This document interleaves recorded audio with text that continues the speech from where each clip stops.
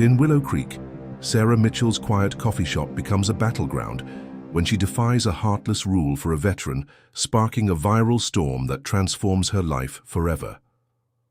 Welcome to Life Bond Tales. Like and share the story. It encourages us to create more such stories. Sarah Mitchell stood behind the counter of the Willow Brew, her hands steady, as she arranged a tray of warm cornbread muffins, their golden scent blending with the earthy aroma of coffee in the soft morning light that spilled into the coffee shop. In Willow Creek, Tennessee, a town nestled in the gentle folds of the Appalachian foothills, where old oak trees and weathered storefronts painted a picture of timeless Americana, just a short drive from Fort Hamilton's towering gates. The town was a haven of small-town charm, its streets lined with blooming azaleas and shops where hand-carved signs hung proudly, a place where folks still gathered on front porches to share stories, and the air carried the faint sweetness of wild clover in early summer. At 38, Sarah was a woman of quiet fortitude, her dark blonde hair pulled into a loose braid, her blue eyes holding a warmth that welcomed strangers, and a grief she carried like a shadow stitched into her soul. 7 years had passed since. Her husband, Captain James Mitchell, was killed in a Syrian ambush, his memory a quiet hum that lingered in the way she moved with purpose, as if each day were a promise to keep his light alive. The Willow Brew was her sanctuary, a refuge she'd crafted from the ashes of her loss, its walls lined with old barnwood planks and shelves cluttered with mementos left by patrons, a faded ribbon here, a small brass pin there. Every Tuesday morning, she opened the shop before sunrise for Veterans Haven, a ritual born in the wake of James's death, when she noticed how many soldiers drifted in alone, their hands steadying themselves on the counter, as if searching for something solid.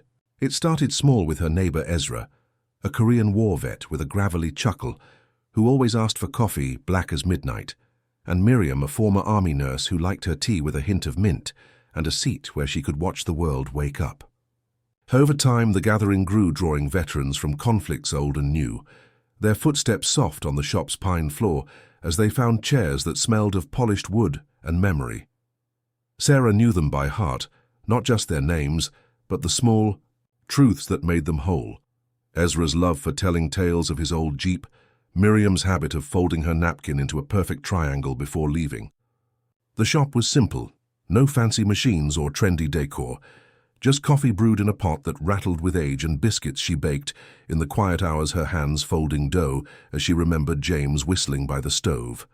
A hand-painted sign hung near the counter reading "You Belong" in careful script, and a small wooden box by the register held notes from soldiers, some thanking Sarah for a quiet moment, others sharing snippets of their lives like, "Miss Sarah, your coffee tastes like home."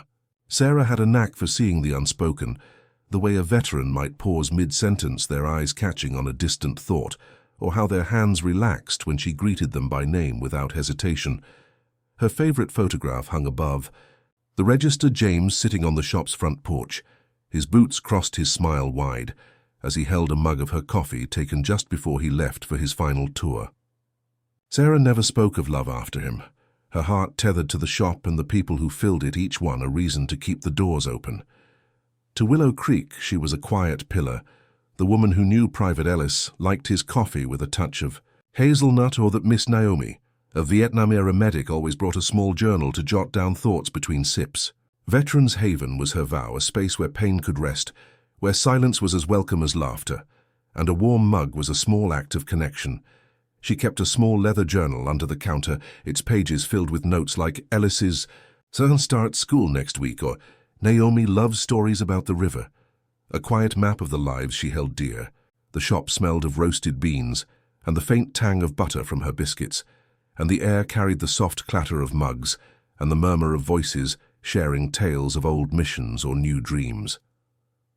On this Tuesday morning, the sky was a gentle grey, the kind that made the shop's warm lights feel like a soft embrace, and Sarah was setting out the mugs she kept for her veterans, each one chosen for its story, a faint scratch from a busy day, a hand-painted wave from a local artist, because she believed every mark held meaning.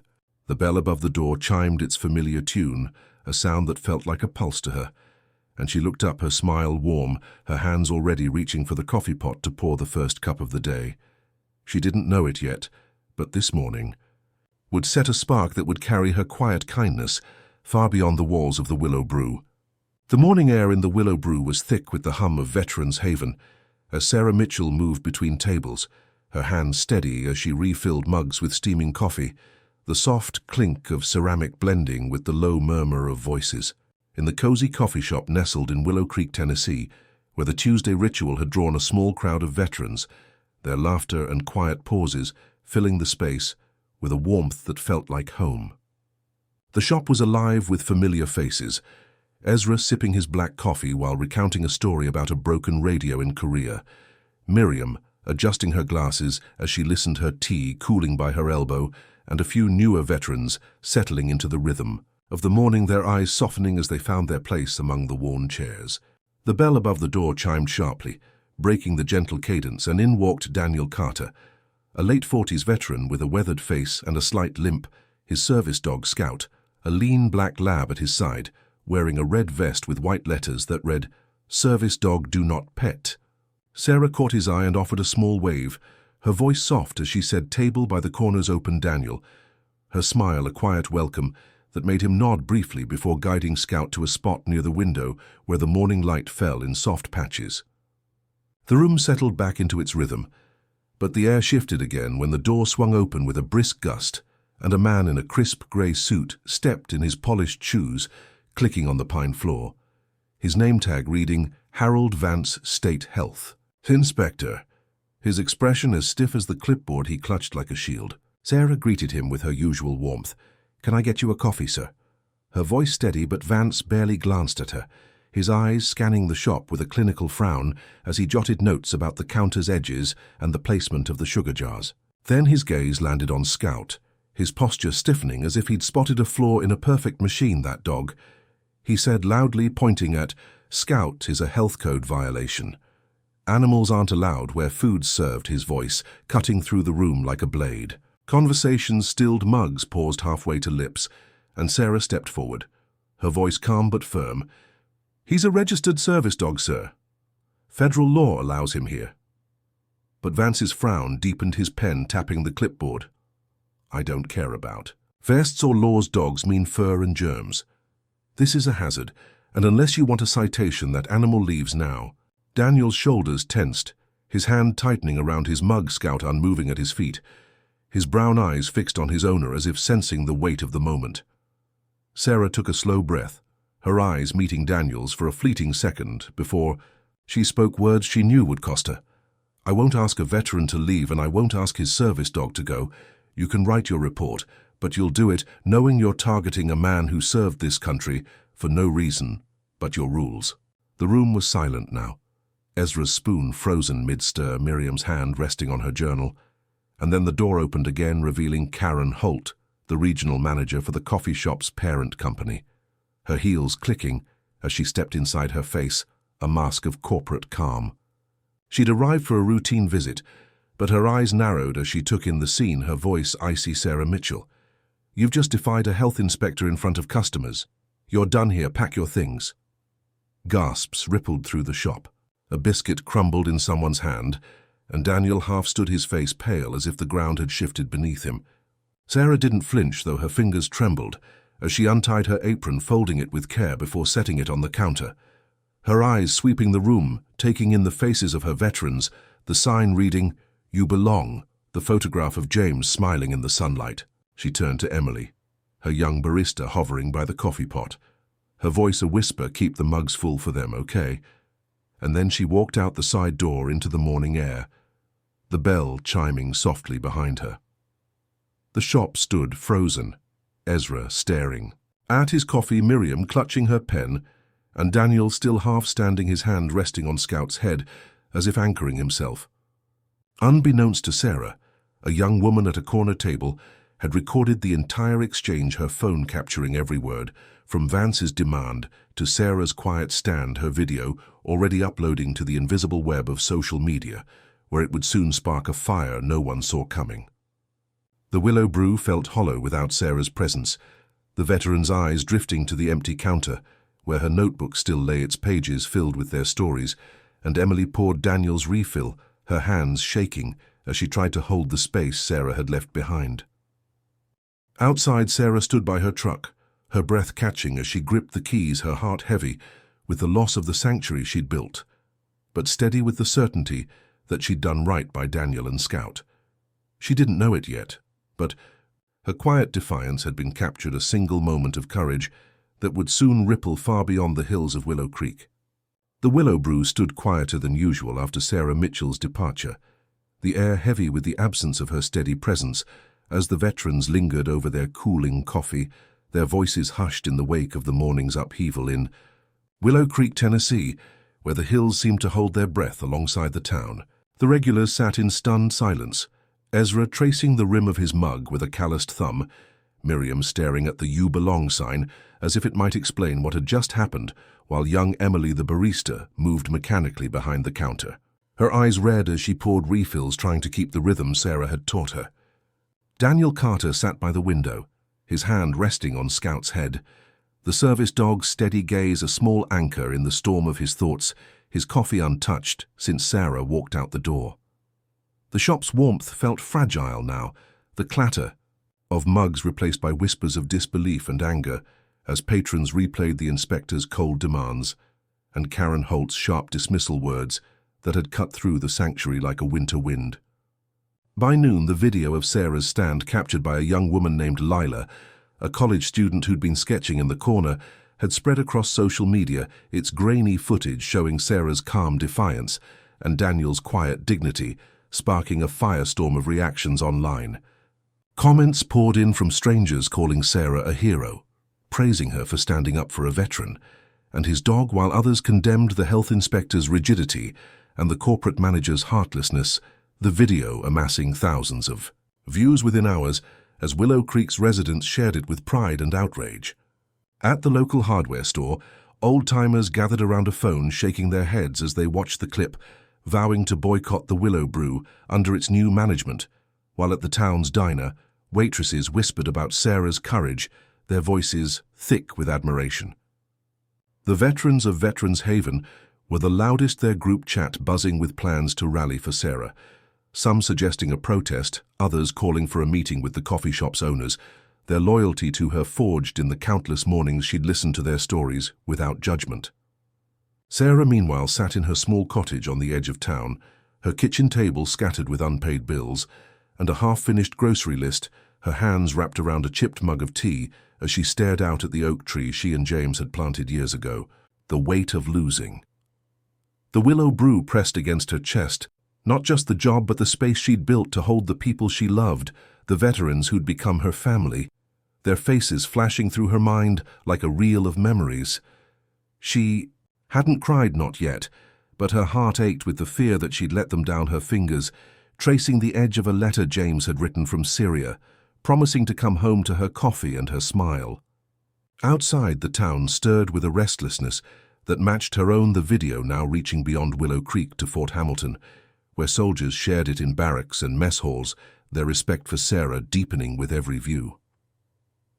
By late afternoon, a low rumble broke the quiet of Main Street tires crunching gravel as 3 military Humvees rolled into the lot of the Willow Brew, their lights cutting through the gathering dusk like beacons. Doors opened in unison, and out stepped General Clara Thompson, a retired Army officer with silver hair and a presence that commanded silence, her khaki uniform, crisp, her medals gleaming as she stood flanked by a dozen soldiers, their faces set with purpose. The general had known James Mitchell had served under his command in Iraq years ago, and when she saw the video forwarded by a young lieutenant, her heart stirred with a resolve she hadn't felt in years. Inside the shop, the air froze as General Thompson entered alone, her boots striking the floor with measured weight, her eyes sweeping the room from Emily's trembling hands to Daniel's hunched shoulders, Scout alert at his side. She stopped in the center, her voice low but clear. Sarah Mitchell stood for one of ours today, and this town, this base, will not let that stand unanswered. The veterans stood, Ezra first, then Miriam, their chairs scraping as they rose in a quiet salute to the general's words, while patrons whispered, their agreement phones still buzzing with notifications about the video. General Thompson turned to Emily, her gaze softening. "Where's Sarah now?" Her tone more question than command, and Emily stammered, "She's at home. I think she didn't say much when she left." The general nodded, her jaw tight, then stepped outside, raising a hand to signal the soldiers who stood at attention, their presence a wall of solidarity that made the coffee shop feel small in comparison. She pulled out her phone, placing a call to Fort Hamilton's outreach office, her voice steady as she requested Sarah's presence at the base tomorrow morning. Back at her cottage, Sarah's phone buzzed with a message from an unknown number. "Fort Hamilton requests your presence at 0900. Please come." Her heart skipping as she read it twice, unsure what it meant but feeling a flicker of something new, hope perhaps, or the weight of a door opening. The town was alive now, the video's reach growing by the minute, as local news vans parked near the shop, their cameras capturing the Humvees and the soldiers who stood like guardians outside. Emily stayed at her post, pouring coffee with shaking hands, whispering to Daniel, "I don't know what's happening, but Sarah would want us to keep going." Daniel nodded, his eyes on the horizon, where the hills met the sky, his hand steady on Scout, as if holding on to the courage Sarah had shown him. The Willow Brew was no longer just a coffee shop. It was a spark, a symbol of a woman's quiet stand that had set something unstoppable in motion.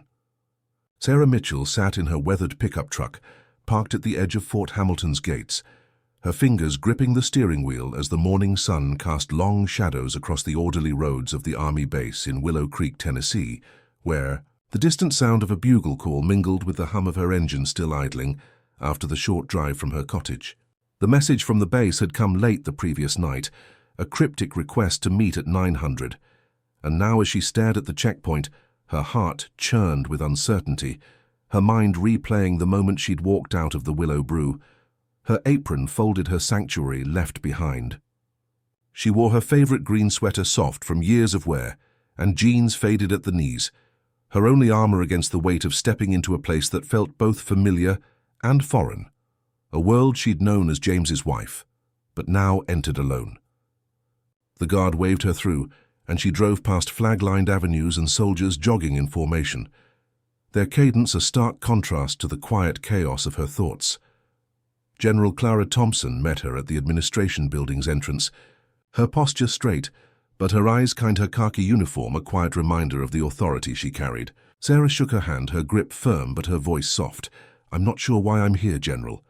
Her honesty laying bare her doubt as Clara led her down a hallway lined with black and white photos of past commanders, their faces stern against the polished walls. They stopped at a door marked Veteran Wellness Hub, a room that opened to reveal a sparse space, folding chairs stacked against a wall, a whiteboard covered in half-erased schedules, and boxes of unopened supplies spilling across the floor. Clara explained, "This is our pilot program meant to help veterans transition back to civilian life, but it's struggling. We need someone who gets them not just from reports but from the heart." Sarah folded her arms, her brow furrowing. "I'm no counselor. I've got no degree, just a coffee pot and a knack for listening," her words echoing the humility that had defined her years at the Willow Brew. Clara's smile was small, but knowing you, built a home for them, Sarah. A place where they felt safe. That's more than most programs manage with a budget and a staff. Before Sarah could respond, a young woman stepped from a side room, her name tag reading Mia Lopez, her early 20s, marked by a nervous energy, her sleeves tugged down to cover faint scars along her wrists, a golden retriever puppy at her side, wearing a training vest. Mia's voice was shy. "I saw the video of you standing up for that man and his dog.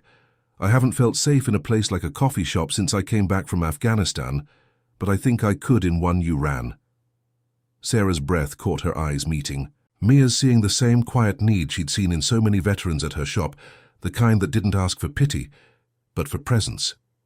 Clara stepped back, letting the moment settle, then spoke softly. "You've been leading without a title, Sarah. You gave my soldiers a place to breathe when the world felt too tight now. We're asking you to do it here, as director of this hub." Sarah's mind raced, her heart tugging between the comfort of her old life at the Willow Brew and the unknown path before her.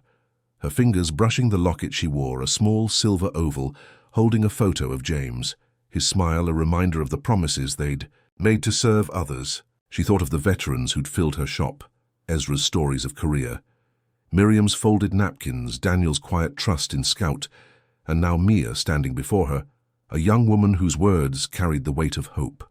Sarah's voice was steady but soft. "I'm not trained for this. I don't know budgets or programs. I just know how to make a space feel like home." Clara nodded. "That's exactly what we need, someone who builds community, not just systems. You've been doing it for years without realizing it." Mia knelt beside her puppy, her eyes bright. "I'd come here if you were running it." "Miss Sarah," her words simple but piercing. Sarah looked around the room, its bare walls and scuffed floors, a blank canvas that felt both daunting and possible her. Heart swelling with the memory of James telling her, "Once you make people feel seen, Sarah, that's your gift." She took a slow breath, her decision settling like a stone in a river. "I'll do it," she said, her voice quiet but sure. "I'll try to make this place what they need." Clara's eyes softened. "Good. Let's get started." Then she said, leading Sarah to a small desk where a stack of folders waited their pages, filled with plans that felt overwhelming, but not impossible. As Mia left with her puppy, Sarah stood alone for a moment, her gaze drifting to a window where the base's flag fluttered against the morning sky, her heart heavy with the loss of her shop, but alive with a new purpose. She didn't know it yet, but this step into the unknown was the beginning of a transformation that would carry her legacy beyond the coffee shop's walls. Sarah Mitchell stood in the center of the Veteran Wellness Hub at Fort Hamilton, her hands tracing the edge of a newly hung whiteboard as the morning light filtered through the windows of the once sterile room, now alive with the hum of voices, and the soft patter of paws on the linoleum floor in Willow Creek, Tennessee, where the base's orderly rhythms felt like a distant heartbeat compared to the vibrant chaos she was creating. The hub was no longer a collection of folding chairs and unopened boxes, but a living space, its walls now lined with hand-painted murals of rolling hills crafted by a shy veteran named Lucas, who found his voice in brushstrokes, his easel a constant fixture in the corner. Sarah had spent weeks transforming the room, drawing on the instincts she'd honed at the Willow Brew, bringing in worn armchairs from thrift stores and stringing fairy lights across the ceiling to soften the fluorescent glare her vision to make the hub feel like a home, not a clinic. Veterans who'd once avoided the base's formal programs now trickled in, drawn by word of Sarah's presence, their boots scuffing the floor as they settled into chairs with mugs of coffee she brewed in a pot she'd brought from her old shop. Daniel Carter and his service dog Scout were regulars now, Daniel's once tense shoulders easing as he sketched in a notebook, his pencil capturing the outline of Scout's ears while he shared quiet stories of his time in Iraq. Mia Lopez, the young veteran Sarah met on her first day, visited every Wednesday, her golden retriever puppy, now named Sunny, scampering around as Mia began to smile more, her scars less hidden under her sleeves as she helped organize a weekly art group. Sarah's touch was in every detail, a shelf of donated books, with titles ranging from war memoirs to poetry, a basket of knitted blankets for those who needed comfort during therapy sessions, and a small table where veterans could leave notes for each other, scrawled messages like, "Ride needed to VA next Tues," or "Thanks for the talk." She kept her leather journal from the Willow Brew, now filling it with new entries like, "Lucas paints when he's anxious," or "Mia's sketching flowers again," her way of mapping the lives that filled the hub. Ezra and Miriam joined, to Ezra leading a storytelling circle where he spun tales of his Korean war days, with a grin that made the room laugh. Miriam, offering to teach, knitting her hands steady as she guided younger veterans through simple stitches. Emily, the young barista from the Willow Brew, volunteered on weekends, bringing trays of her own cookies, and a contagious energy that made even the quietest veterans crack a smile, her presence, a bridge between Sarah's old life and this new one. The hub buzzed with small but meaningful moments, a veteran named Caleb, who hadn't spoken in group sessions, finally sharing a story about his daughter's school play, another named Rosa painting a mural of a sunrise, her hands trembling less with each stroke.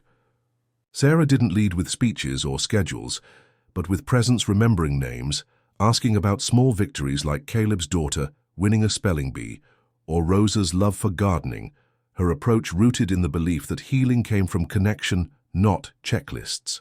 The hub's whiteboard became a centerpiece not for appointments, but for community, scrawled with questions like, "Who needs a ride?" or "Who wants to talk?" a mirror of the board she'd kept at the shop. Service dogs were welcome there, beds tucked in corners, a nod to Daniel and Scout who'd inspired Sarah's stand, and the hub's open-door policy, drew veterans who'd long avoided the base, their eyes lighting up as they found a space that didn't demand they explain themselves. But not everyone embraced Sarah's work-base. Officials whispered doubts about her lack of formal training, their brows furrowed over budgets and protocols that didn't account for her brand of leadership. One afternoon, 2 auditors arrived there, suits crisp, their clipboards heavy with forms, their questions sharp as they inspected the hub's logs and coffee station, their skepticism clear in their clipped tones. "What qualifications do you have to run a federal program?" Miss Mitchell, one, asked, his pen poised like a weapon. Sarah met his gaze, her voice soft but steady. "I don't have degrees, just years of showing up for people who needed it. Kindness and consistency. That's what they ask for, not certificates." The auditors scribbled notes, their faces unreadable, but Sarah felt the weight of their judgment, her heart racing as she thought of James, his belief in her ability to make a difference now tested by bureaucracy. Days later, a letter arrived from the base's oversight board. The hub was under review for potential expansion to other installations, a validation that left Sarah breathless, her fear of failing the veterans tempered by the sight of Lucas painting, Mia laughing, Caleb speaking. The Willow Brew still tugged at her heart, a place she hadn't returned to since her firing. But Emily brought stories of its changes, new photos on the walls, a sign reading "Sarah's Corner" that made her eyes sting.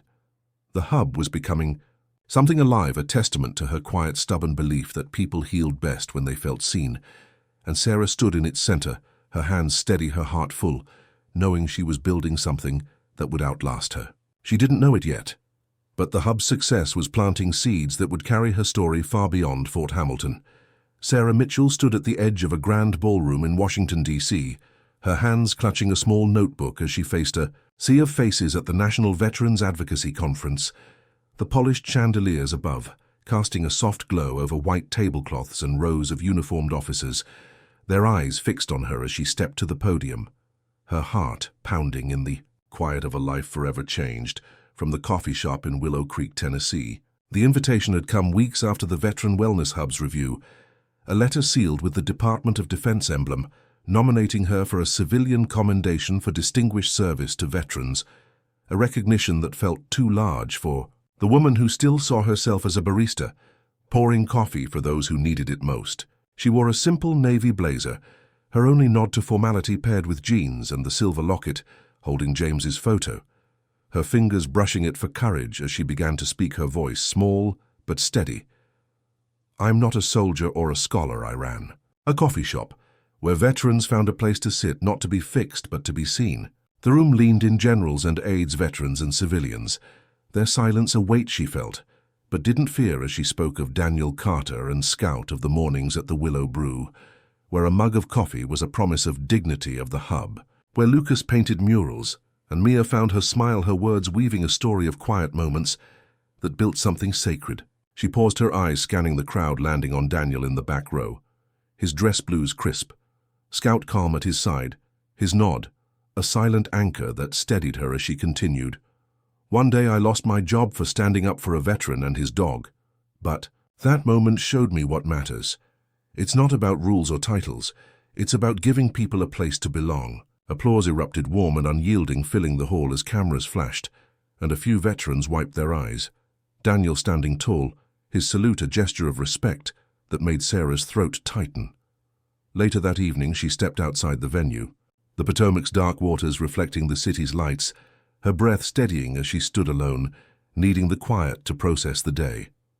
An older man approached, his gray hair thin under a cap, his voice soft. "You don't know me, Sarah, but you poured me coffee years ago at your shop the day I got my discharge papers. Your smile made me feel like I still mattered." He handed her a faded photo of himself and James laughing outside the Willow Brew, a snapshot from a brighter time. Sarah's eyes stung as she took it, her fingers tracing James's face, her heart full of the man who'd believed in her ability to change lives. Back in Willow Creek, the town threw a celebration at the community center the night she returned. String lights crisscrossing the lawn, tables piled with potluck dishes, and kids running with sparklers. Their laughter a bright counterpoint to the weight of her journey. The Willow Brew had changed its walls, now covered with photos of veterans. Ezra's grin, Miriam's steady gaze, Daniel and Scout in a quiet moment, a new sign by the counter reading, "Sarah's Haven where everyone belongs," a tribute that made her pause, her breath catching as Emily slid a mug of coffee across the counter. "You're home, Miss Sarah," she said, her smile bright. Sarah didn't linger at the party, slipping away to the veteran wellness hub, where the air was quiet, the walls alive with Lucas's murals and Mia's sketches, a small fire pit outside glowing where a few veterans lingered, their voices low. She walked to the photo wall, adding 2 new images, the conference crowd mid-applause, and the old photo from the stranger in DC, James's smile tying her past to her present. Below them, she taped a small card, her handwriting steady. "Legacy is built. In the quiet moments we choose to see each other," a truth she'd learned through years of listening. As she turned to leave, a young veteran stepped through the door, his eyes nervous, his voice barely above a whisper. "Is this where I can just sit for a while?" Sarah smiled, her voice gentle. "This is where we all belong, son." Her words echoing the promise she'd made long ago at the Willow Brew.